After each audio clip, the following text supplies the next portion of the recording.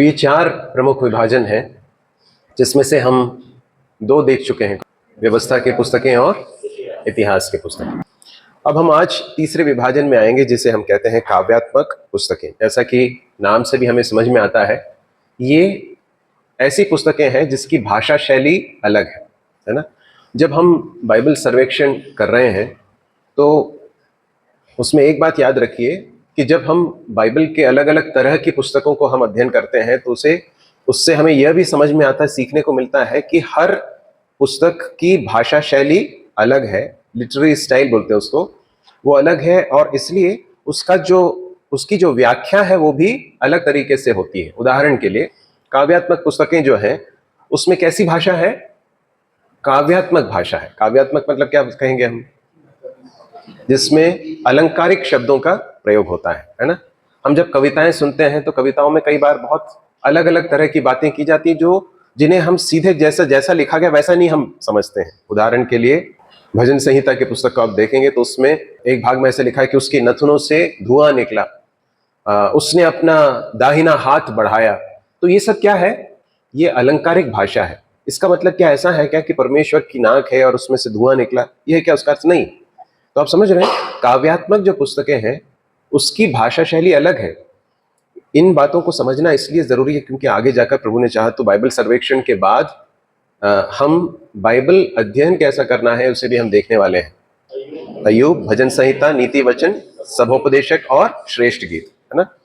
तो ये 5 पुस्तकें हैं जिनको अंग्रेजी में कहते हैं वर्शिप एंड विजडम लिटरेचर और पोएट्री। सबसे पहली पुस्तक में हम आते हैं। कौन सी पहली पुस्तक? अय्यूब की पुस्तक। आपको याद है अय्यूब की पुस्तक में क्या हो रहा है? एक व्यक्ति है जिसका नाम अय्यूब है, बुराई से दूर रहने वाला व्यक्ति था और फिर उसके जीवन में कुछ घटता है। क्या होता है? हाँ, शैतान अनुमति मांगता है कि मैं अय्यूब को जो है उसको परेशान करूं, उसको दुख दूं, और परमेश्वर अनुमति देता है। और उसके बाद अचानक से बहुत ही कम समय के अंदर उसकी सारी चीजें नष्ट हो जाती हैं, उसकी धन संपत्ति, उसके बेटे बेटियां, और यहाँ तक कि उसका स्वास्थ्य भी चला जाता है। और अय्यूब की पुस्तक जो है वो एक मनुष्य के जीवन में जो भयानक कष्ट और तकलीफें आती हैं उसका एक उदाहरण है ना। और संभवतः उस तरह के जो कष्ट हैं शायद ही किसी व्यक्ति ने झेली हो। ये कष्टों से भरे हुए एक मनुष्य का जीवन है, इस तरह से हम देख सकते हैं। परंतु कष्टों के और तकलीफों के, परेशानियों की, भारी मुसीबतों के बीच में भी परमेश्वर की भक्ति को न छोड़ने वाले एक व्यक्ति के रूप में हम अय्यूब को देख सकते हैं। ये पुस्तक हमें यह भी बताती है कि परमेश्वर सारी बातों के ऊपर प्रभु सत्ता रखता है। हम उससे सवाल नहीं कर सकते, हम उससे ये नहीं पूछ सकते कि आपने ऐसा क्यों किया, क्योंकि परमेश्वर सबके ऊपर प्रभु सत्ता रखने वाला है। परमेश्वर के ज्ञान के ऊपर भरोसा रखने की आवश्यकता है। और इतना ही नहीं, जब हम कष्टों में से होते हैं तो धीरज के साथ उसे सहना कितना महत्वपूर्ण है, इस बात को हम इस पुस्तक से सीख सकते हैं। एक और महत्वपूर्ण बात है जो हम इस पुस्तक से सीख सकते हैं। जब अय्यूब कष्ट और तकलीफ में था तो उसके मित्र उसे सांत्वना देने के लिए पहुंचे। फिर क्या हुआ? कुछ दिन तक तो चुपचाप रहे। उसका दुख ही इतना अधिक था, उसका कष्ट इतना अधिक था कि वो लोग कुछ बोल ही नहीं पा रहे थे। उसके बाद जब उन्होंने मुंह खोला तो क्या किया उन्होंने? सांत्वना देने के बजाय दोष लगाने लगे, है ना, दोष लगाने लगे। तो एक बात, बहुत महत्वपूर्ण बात हमें सीखने को मिलती है, क्योंकि आगे जाकर परमेश्वर उनको डांटता है। किनको? अय्यूब के मित्रों को डांटता है और कहता है कि तुमने मेरे बारे में सही नहीं कहा है। तो हम जब किसी व्यक्ति के कष्टों को देखते हैं, जब किसी व्यक्ति के कष्टों में उसके पास जाते हैं तो हम अपने मुंह से क्या बोलते हैं, किस तरह से हम अपने मुंह को खोलते हैं, इसको बहुत ध्यान से देखने की जरूरत है। ऐसा ना हो कि हमारे जाने से सांत्वना मिलने के बजाय उस व्यक्ति को और अधिक उसका दुख बढ़ जाए। तो इस बात को हम देख सकते हैं। तो अय्यूब की पुस्तक। उसके बाद कौन सी पुस्तक है? भजन संहिता की पुस्तक, जो एक संकलन है, 150 भजनों का संकलन है। It's a compilation of 150 songs और पोम्स। तो यहूदी लोग जो है परमेश्वर की आराधना करने के लिए, परमेश्वर की स्तुति करने के लिए इन भजनों का उपयोग करते थे। और यदि आप भजनों को देखें तो आप ये देख सकते हैं कि परमेश्वर की स्तुति, परमेश्वर की आराधना करने के लिए इन भजनों में प्रमुख विषय वो है ना। साथ साथ में कुछ ऐसे भी भजन है जहां पर भजनकर्ता परमेश्वर से प्रार्थना कर रहा है ना। और प्रार्थना करते समय परमेश्वर के सामने अपने हृदय को उंडेलते हुए, ऑनेस्टली या ईमानदारी के साथ अपने हृदय के विचारों को परमेश्वर के सामने बताते हुए देखते हैं। ऐसा समझ में आता है कि ये ऐसे भजन है जहां पर बहुत ही अपने हृदय को खोलकर एक भक्त जो है परमेश्वर के सामने अपने परेशानियों को, दुखों को बता रहा है। और उसके साथ साथ परमेश्वर की योजना पर भरोसा करना कितना महत्वपूर्ण है, इस बात को भी हम भजन संहिता की पुस्तकों से या फिर भजनों से हम देख सकते हैं। तो हमने 2 पुस्तकें देखी, काव्यात्मक पुस्तकों में कौन कौन सी हैं? अय्यूब की पुस्तक और भजन संहिता। ठीक है, तीसरा कौन सा है?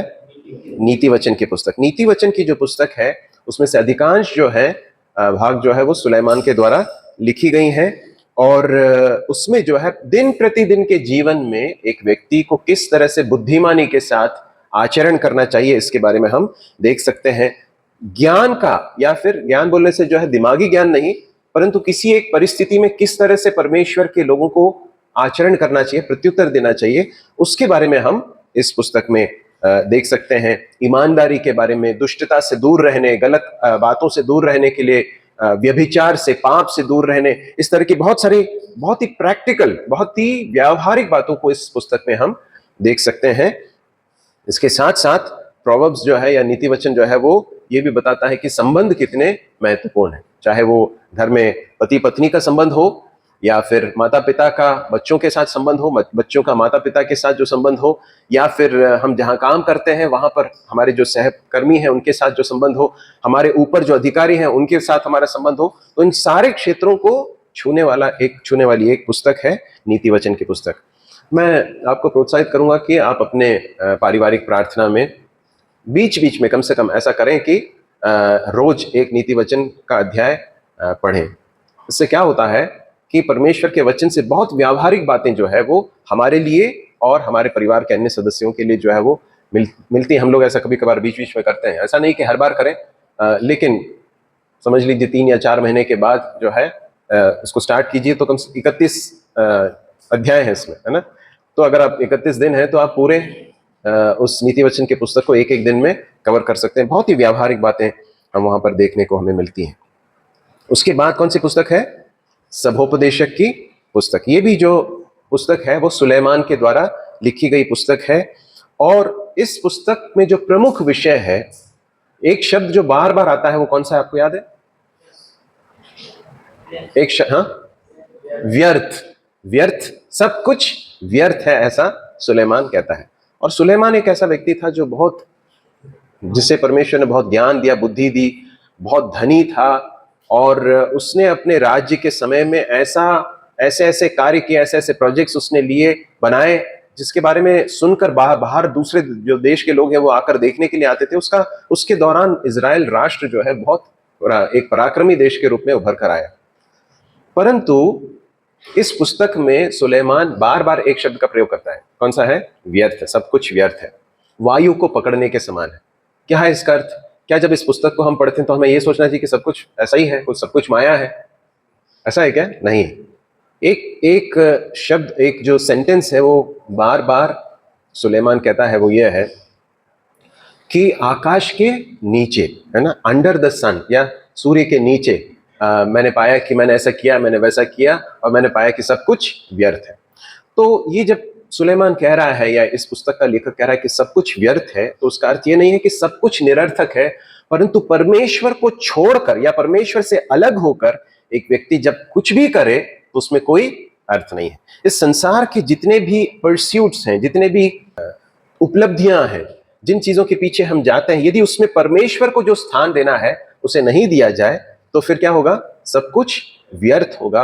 ऐसा हम इस पुस्तक से समझ सकते हैं। इसलिए 12वें अध्याय में आकर सुलेमान कहता है कि हे जवान, तू अपनी जवानी के दिनों में अपने सृजनहार को स्मरण रख। एक ऐसा समय आने वाला है जब तेरा शरीर जो है वो कमजोर पड़ जाएगा, तेरी आंखें धुंधली हो जाएंगी, तेरे पांव जो है चल नहीं पाएंगे, तेरे शरीर के अलग अलग जो फंक्शंस है वो किस तरह से कमजोर होते जाएंगे, उसके बारे में सुलेमान कहता है। और क्या कहता है कि परमेश्वर को ढूंढना, परमेश्वर की भक्ति करना, परमेश्वर का भय मानना, यही मनुष्य का सबसे बड़ा कर्तव्य है। सभोपदेशक की पुस्तक में इन बातों को देखते हैं। 5वीं पुस्तक कौन सी है? श्रेष्ठ गीत पुस्तक है। अब ये जो है सुलेमान और उसकी शूलेमी दुल्हन के साथ उसका जो प्रेम संबंध है, उसको ये दर्शाता है।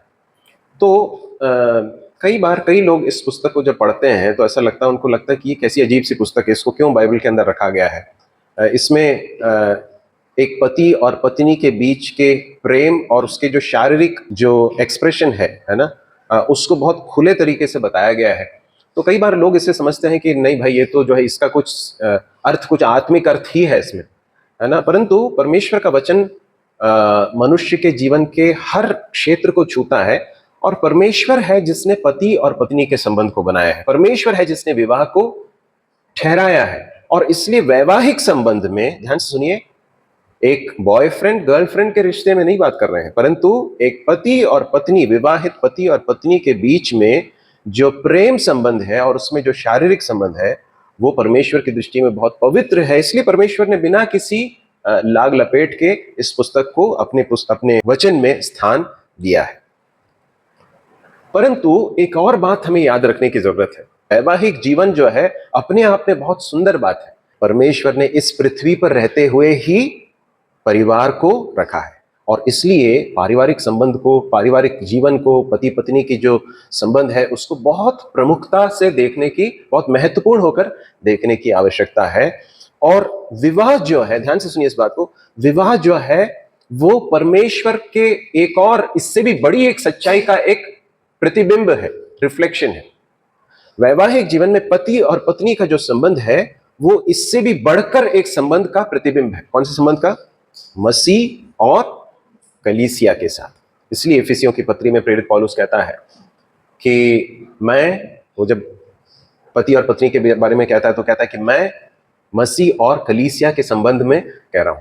तो इसलिए श्रेष्ठ गीत की पुस्तक को जब हम पढ़ते हैं तो हमें याद रखने की जरूरत है कि वैवाहिक जीवन में पति और पत्नी का जो घनिष्ठता है, निकटता है, संबंध है, वो सब परमेश्वर की दृष्टि में बहुत पवित्र है। परंतु ये हमें और भी, इससे भी एक बड़े एक संबंध की ओर इशारा करता है और उसकी महानता को हमें स्मरण दिलाता है। तो 5 पुस्तकें हमने काव्यात्मक श्रेणी में देखी। कौन कौन सी हैं? अय्यूब, भजन संहिता, नीति वचन, सभोपदेशक और श्रेष्ठ गीत। ठीक है, अब याद रखेंगे आप लोग। अभी तक कितने देख लिए हमने? व्यवस्था की पुस्तकें, इतिहास की पुस्तकें और काव्यात्मक पुस्तकें। अब कौन सा विभाजन है? भविष्यवाणी की पुस्तकें। ठीक है, कितनी पुस्तकें इसमें? वेरी गुड, 17 पुस्तकें हैं। उसमें से फिर हमने देखा था कि उसमें भी विभाजन है। कितने विभाजन है? 2 विभाजन है। Very good. कौन कौन से हैं? मेजर प्रॉफिट्स और माइनर प्रॉफिट्स, या फिर बड़े भविष्यवाणियों की पुस्तकें और छोटी भविष्यवाणी की पुस्तकें। उनके अध्यायों की संख्या या फिर उसको जो कवरेज दिया गया उसके आधार पर हमें यह समझ में आता। अब देखिए, इतिहास की पुस्तकों में हमने ये देखा कि किस तरह से इजरायलियों ने आचरण किया परमेश्वर के प्रति और एक दूसरे के प्रति उनका आचरण कैसा था। इतिहास की पुस्तकों में यह समझ में आता है कि किस तरह से उन्होंने अच्छा आचरण नहीं किया, परमेश्वर से दूर हो रहे थे, और इसलिए परमेश्वर ने उनके बीच में अपने भविष्यद्वक्ताओं को भेजा। तो भविष्यवाणियों की जो पुस्तकें हैं उसमें हम प्रॉफिट्स को देखते हैं या फिर भविष्यद्वक्ताओं को देखते हैं जो परमेश्वर के द्वारा भेजे गए। ये लोग फॉर्च्यून टेलर्स नहीं है। मतलब कुछ आप लोगों ने देखा, कुछ लोग जो बैठे रहते हैं, आपका हाथ देखेंगे या फिर आपको देखकर कुछ बताएंगे कि आपके जीवन में क्या होने वाला है। ऐसे लोग नहीं थे। ये लोग कौन थे? ये लोग परमेश्वर के संदेशवाहक थे। ये लोग किसकी ओर से बोलते थे? परमेश्वर की ओर से बोलते थे। परमेश्वर यहोवा, सेनाओं का यहोवा यूं कहता है, ऐसा वो कहते थे। किसका संदेश लेकर आते थे? अपना नहीं, परंतु परमेश्वर का संदेश लेकर आते थे। परमेश्वर ने क्यों भेज रहा था उनके बीच में, इजरायलियों के बीच में? क्योंकि वो परमेश्वर से दूर हो रहे थे। परमेश्वर की व्यवस्था को, परमेश्वर की बातों को स्मरण दिलाने के लिए, उन्हें फिर से परमेश्वर के पास लौट आने के लिए परमेश्वर ने भविष्यद्वक्ताओं को भेजा था। इस तरह से हम देख सकते हैं। तो 2 विभाजन है, मेजर प्रॉफिट्स 5 और उसके बाद फिर माइनर प्रॉफिट्स कितने हैं? 12 है। ठीक है, मेजर प्रॉफिट्स कौन कौन से हैं बताएंगे? यशाया, यिर्मयाह, विलाप गीत, यहेजकेल और दानियेल। इजराइल 2 भागों में विभाजित हो गया था। इतिहास की पुस्तकों में हमने देखा था। किसके समय में हुआ था?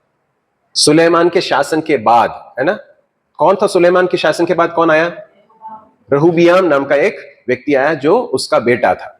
ठीक है, उसके समय में क्या हो गया? इजराइल 2 टुकड़ों में विभाजित हो गया, 2 भागों में विभाजित हो गया।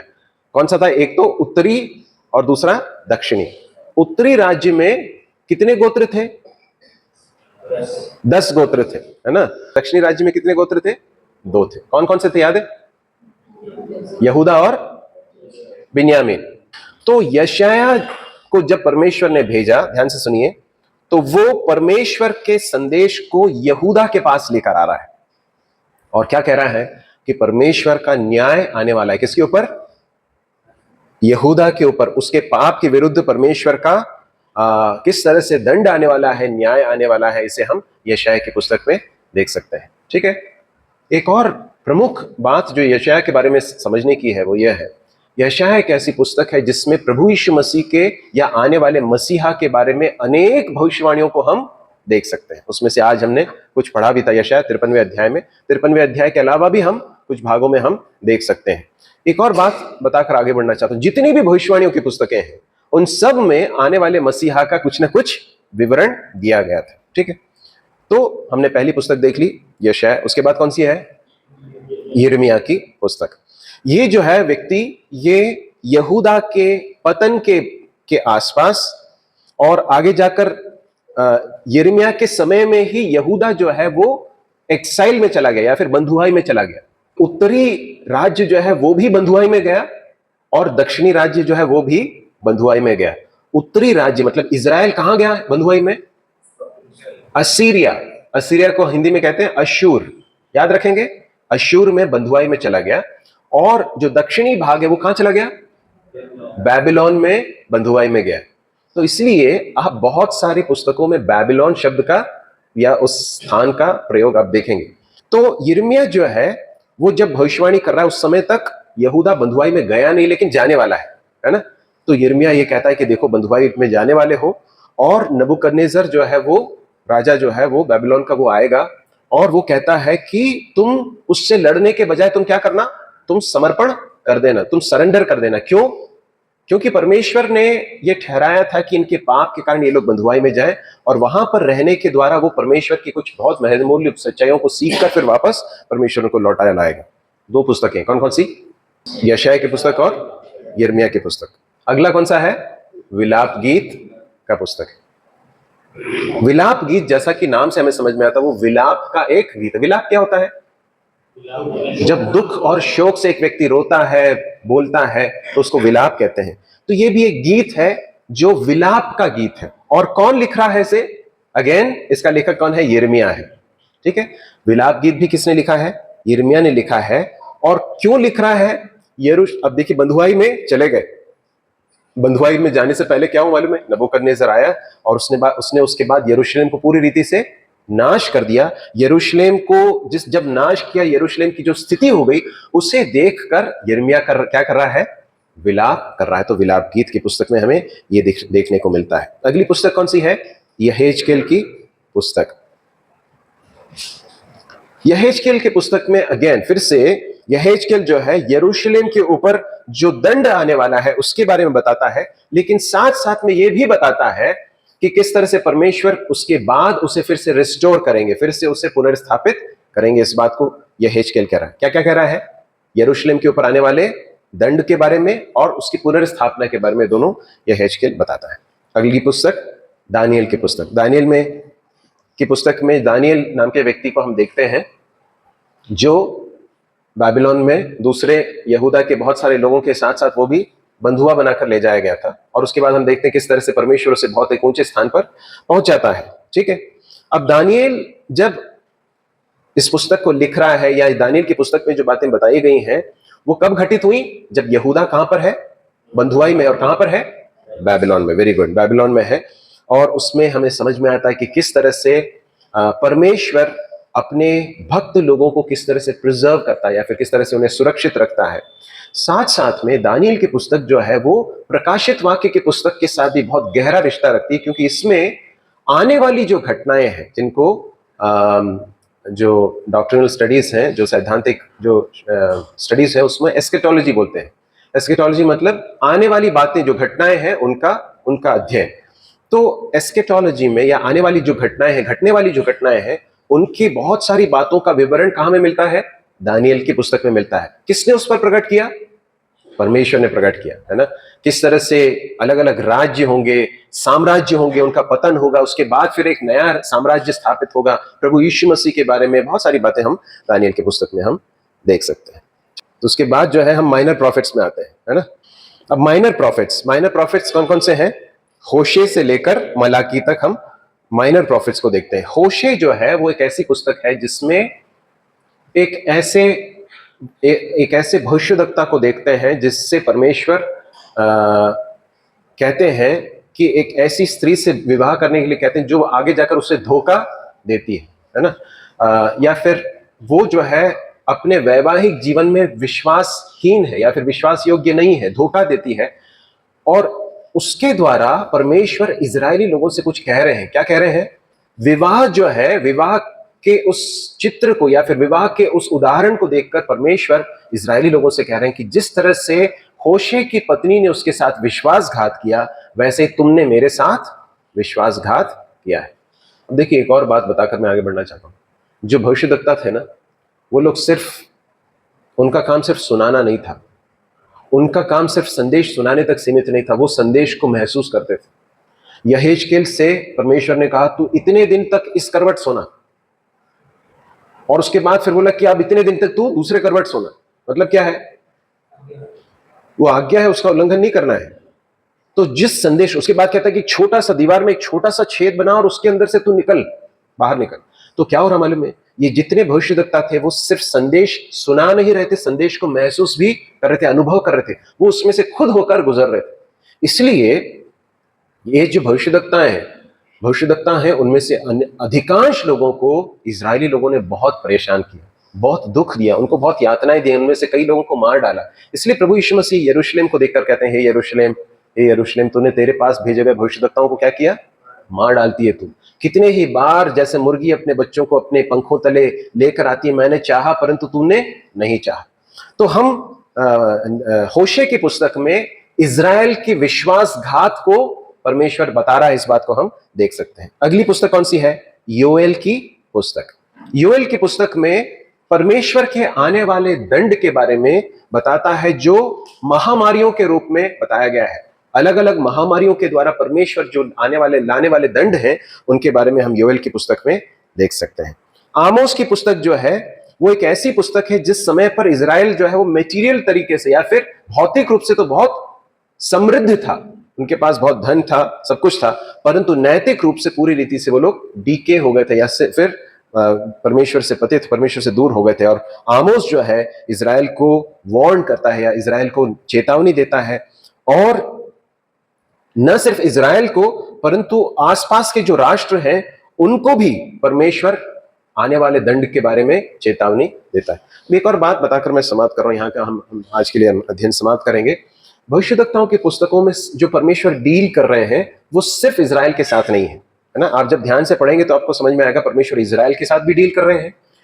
इजराइल, संपूर्ण इजराइल, मतलब यहूदा और इजराइल दोनों की बात कर रहा हूं मैं। इसके अलावा जो आसपास के जो राष्ट्र हैं, एदोम है, अशूर है, बेबीलोन है, इजिप्ट है, इन सारे जो देश है, राष्ट्र है, उनके साथ भी परमेश्वर डील कर रहे हैं। परमेश्वर उनके साथ भी व्यवहार कर रहे हैं, उनको भी चेतावनी दे रहे हैं।